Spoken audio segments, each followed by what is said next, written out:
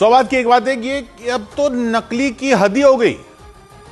गुजरात में एक जज ही नकली निकल आया, अपनी नकली अदालत बना रखी थी उसने, और जमीन के मामले निपटाता था।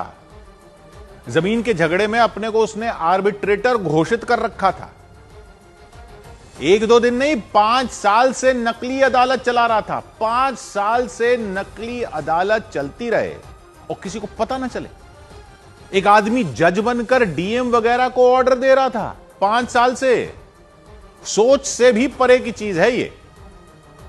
बड़े बड़े अधिकारियों को 5 साल तक पता नहीं चला कि एक नकली अदालत चल रही है गांधीनगर में। जमीन का विवाद लोग उस अदालत में ले जाने लगे कि चलो वहां फैसला करवा कर आते हैं, और फिर वो जो फैसला करता था वो लोग मान भी लेते थे।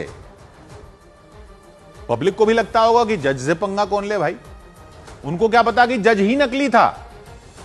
लोग तो किसी गाड़ी पर जज का स्टिकर लगा देखकर ही डर जाते हैं और गाड़ी को साइड दे देते हैं।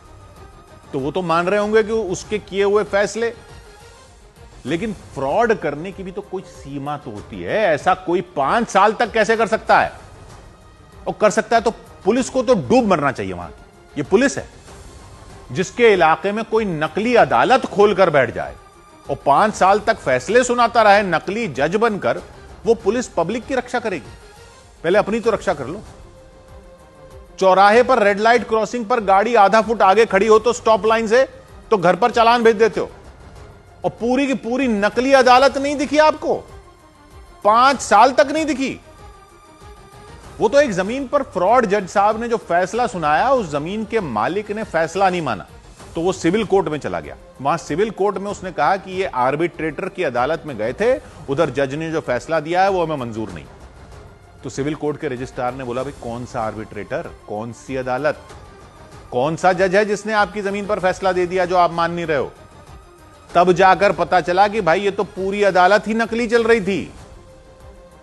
असल में आर्बिट्रेशन में क्या होता है कि विवाद वाली दोनों पार्टियां मध्यस्थता के लिए जाती हैं, और यह तय होता है कि भाई आर्बिट्रेशन वाला जज जो भी फैसला सुनाएगा वो दोनों को मानना होगा, क्योंकि पहले से लिख कर देते हैं कि ये दोनों मानेंगे, इसलिए बाद में फैसले पर कोई सवाल उठाता नहीं था। ऐसे 5 साल निकल गए। नकली जज ने तमाम जमीनें इधर से उधर कर दी। ये तो एक अब जाकर कोई आया जो सिविल कोर्ट चला गया, तब जाकर पता चला ये क्या हो रहा था। लेकिन बाकी भी तो कोई विभाग होते होंगे ना, पुलिस भी तो है, किसी को पता नहीं चला।